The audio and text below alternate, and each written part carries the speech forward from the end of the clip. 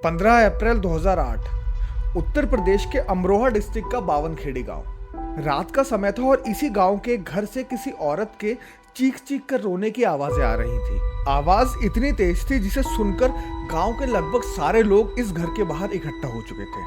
घर के बाहर से ही लोगों ने उस रोते बिलखती लड़की के रोने का कारण जानना चाहा, लेकिन वो लड़की बिना कुछ बोले लगातार चिल्ला चिल्ला कर रोए जा रही थी। घर का दरवाजा खोलकर लोग अंदर जाते हैं और घर के अंदर पहुंचने पर उनको जो मंजर दिखाई देता है, शायद वो उसको मरते दम तक नहीं भूलेंगे।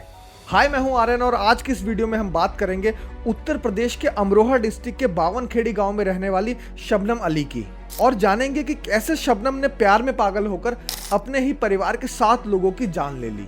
वीडियो में आगे बढ़ने से पहले अगर आप चैनल पर नए हैं तो चैनल को सब्सक्राइब करना मत भूलिएगा। तो आइए केस पर चलते हैं। प्यार और दौलत में वो इतनी अंधी हो गई कि उसने अपने ही घर के 7 लोगों को मौत के घाट उतार दिया। शबनम ने अप्रैल 2008 में अपने प्रेमी के साथ मिलकर पूरे परिवार की बेरहमी से हत्या कर दी। शबनम अली वो महिला कैदी जिसे आजाद भारत के इतिहास में पहली बार फांसी पर लटकाया जाएगा। घर के अंदर 7 लाशें पड़ी हुई थी, जिसमें से एक 10 महीने का बच्चा भी था, और वो लड़की जिसकी चीख सुनकर पूरा गांव इकट्ठा हुआ था, उसके पूरे परिवार का कत्ल हो चुका था। उस लड़की की उम्र थी लगभग 25 साल और उसका नाम था शबनम अली। शबनम के माता पिता, 2 भाई, भाभी, मासी की लड़की और एक 10 महीने का भतीजा सभी मर चुके थे। इस घटना की खबर सुनकर आसपास के गांव से भी लोग इकट्ठा होने लगे थे और सभी का सिर्फ एक ही सवाल था कि एक ही रात में इतना बड़ा हादसा हो कैसे सकता है। हर तरफ से सिर्फ रोने की आवाजें आ रही थी। इसी बीच घटना की जानकारी कॉल करके पुलिस को दे दी जाती है और कुछ ही देर में पुलिस भी वहां पहुंच जाती है। घर के अंदर का नजारा देखकर पुलिस के भी होश उड़े हुए थे। अंदर पड़ी 7 लाशों में से एक लाश 10 महीने के बच्चे की थी, जिस पर कुल्हाड़ी से बड़ी ही बेरहमी से वार किए गए थे और चारों तरफ सिर्फ खून ही खून था। इस केस को जल्द से जल्द सॉल्व करने का प्रेशर पुलिस पर बनने लगा था। इसी बीच तब की उत्तर प्रदेश की मुख्यमंत्री मायावती शबनम को 5 लाख रुपए मुआवजा देने का ऐलान कर देती हैं। लेकिन कहानी में एक नया मोड़ आ जाता है। पुलिस की तरफ से मुख्यमंत्री ऑफिस में फोन किया जाता है और कहा जाता है कि इस 5 लाख वाले ऐलान को खारिज कर दिया जाए। लेकिन सवाल था कि क्यों? केस में पुलिस की तरफ से 48 घंटे का टाइम मांगा गया था। फोरेंसिक लैब से रिपोर्ट को आने में 1 दिन का टाइम लगने वाला था और हर कोई यही सोच रहा था कि पुलिस किस बात का खुलासा करने वाली है।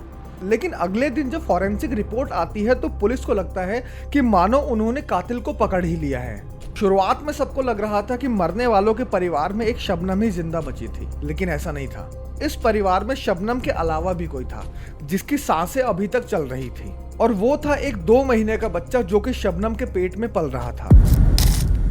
आरपी गुप्ता इस केस के इन्वेस्टिगेशन इंचार्ज थे और उन्हें शुरू से ही इस केस में कुछ खटक रहा था। उनका मानना था कि जब मारने वालों ने एक 10 महीने के बच्चे तक को नहीं छोड़ा तो शबनम को कैसे जिंदा छोड़ दिया, और इसी शक की वजह से आरपी गुप्ता ने शबनम का बैकग्राउंड खंगालना शुरू कर दिया था। इसी दौरान आरपी गुप्ता को कुछ चौंकाने वाले राज पता चले थे। शबनम और उसका परिवार शुरू से ही गांव में रहता था और कहा जाता है कि शबनम का परिवार पूरे गांव में सबसे ज्यादा पढ़ा लिखा था। शबनम के पिता स्कूल में टीचर थे और खुद शबनम ने भी डबल MA किया था, जिसके बाद वो एक स्कूल में इंग्लिश टीचर बन गई थी। शबनम पढ़ने लिखने में शुरू से ही तेज थी और अगर गांव के लोगों की माने तो शबनम हर किसी की मदद किया करती थी। ऐसा भी कहा जाता है कि शबनम का अगर कोई दोस्त अपनी फीस नहीं भर पाता था तो शबनम अपने पास से उसकी फीस दे दिया करती थी। लेकिन फिर कुछ ऐसा हुआ जिसने सब कुछ बदल कर रख दिया। शबनम को बावनखेड़ी गांव में रहने वाले सलीम नाम के एक लड़के से प्यार हो गया था। शबनम और सलीम में जमीन आसमान का फर्क था। जहां एक तरफ शबनम बेहद पढ़ी लिखी लड़की थी, वहीं दूसरी तरफ सलीम हाई स्कूल फेल था। लेकिन वो कहते हैं ना कि लव इज ब्लाइंड। प्यार में पड़ा एक आदमी सही गलत में फर्क भी भूल जाता है। शबनम के साथ भी ठीक ऐसा ही कुछ हुआ था। शबनम और सलीम का प्यार इस हद तक बढ़ चुका था कि ये दोनों जल्द से जल्द शादी करके एक साथ रहना चाहते थे। लेकिन जब शबनम के घर वालों को इस रिश्ते के बारे में पता चलता है तो वो शादी के लिए साफ साफ इनकार कर देते हैं। अब आते हैं पुलिस इन्वेस्टिगेशन पर। इन्वेस्टिगेशन टीम ने शुरू से ही इस केस में एक बात नोटिस की थी। लुटेरों का मकसद था उस घर को लूटना, लेकिन घर का सारा सामान अपनी जगह पर ही था, मानो किसी भी चीज को छुआ भी ना गया हो। उस घर के एंट्रेंस पर एक मजबूत लोहे का गेट था। गांव के लोगों ने बताया कि जब वो चीख सुनकर इस घर के पास आए थे तो ये गेट अंदर से ही बंद था। अब तक शबनम पूरे तरीके से पुलिस के शक के घेरे में आ चुकी थी। शबनम के कॉल रिकॉर्ड्स निकाले गए तो पता चला कि मर्डर वाले दिन शबनम ने लगभग 55 कॉल सलीम को किए थे। इनमें से एक कॉल मर्डर होने से 5 मिनट पहले और एक कॉल मर्डर होने के बाद किया गया था। इस पूरे महीने में शबनम ने सलीम को लगभग 900 कॉल्स किए थे। अब पुलिस सलीम को ढूंढ रही थी, लेकिन सलीम तक पहुंचने में पुलिस को ज्यादा देर नहीं लगी। पुलिस ने सलीम से जब अपने तरीके से पूछताछ करना शुरू की तो वो ज्यादा देर तक चुप नहीं रह पाया और बहुत ही जल्द अपना सारा जुर्म कबूल कर लिया। सलीम ने पुलिस को बताया कि शबनम और सलीम शादी करना चाहते थे, लेकिन शबनम के घर वाले इस बात के लिए राजी नहीं थे। और एक दिन पता चलता है कि शबनम प्रेग्नेंट है, जिसके बाद ये दोनों जल्द से जल्द कुछ भी करके साथ रहना चाहते थे। शबनम के पेट में पल रहे बच्चे को लेकर ये दोनों बड़े बड़े सपने देखने लगे थे और इसी सपने को हकीकत में बदलने के लिए ये दोनों मिलकर ये प्लान बनाते हैं। इसी प्लान के तहत सलीम बाजार से जहर खरीद कर लाता है और रात के खाने के बाद शबनम चाय बनाते वक्त सबकी चाय में इस जहर को मिला देती है। थोड़ी ही देर बाद जहर अपना असर दिखाने लगता है, जिसके बाद सलीम और शबनम मिलकर कुल्हाड़ी से एक एक घर वालों को मौत के घाट उतार देते हैं। सलीम ने पुलिस को बताया कि सबकी हत्या करने के बाद वो चुपचाप शबनम के घर से निकल गया था, जिसके बाद शबनम उसे कॉल करती है और कहती है कि उसका 10 महीने का भतीजा तो अभी जिंदा ही है। सलीम शबनम से कहता है कि वो उसके घर से काफी दूर निकल आया है, जिसके बाद शबनम अपने हाथों से अपने 10 महीने के भतीजे का गला घोटकर उसकी हत्या कर देती है। इस केस में लोअर कोर्ट ने कैपिटल पनिशमेंट दी थी।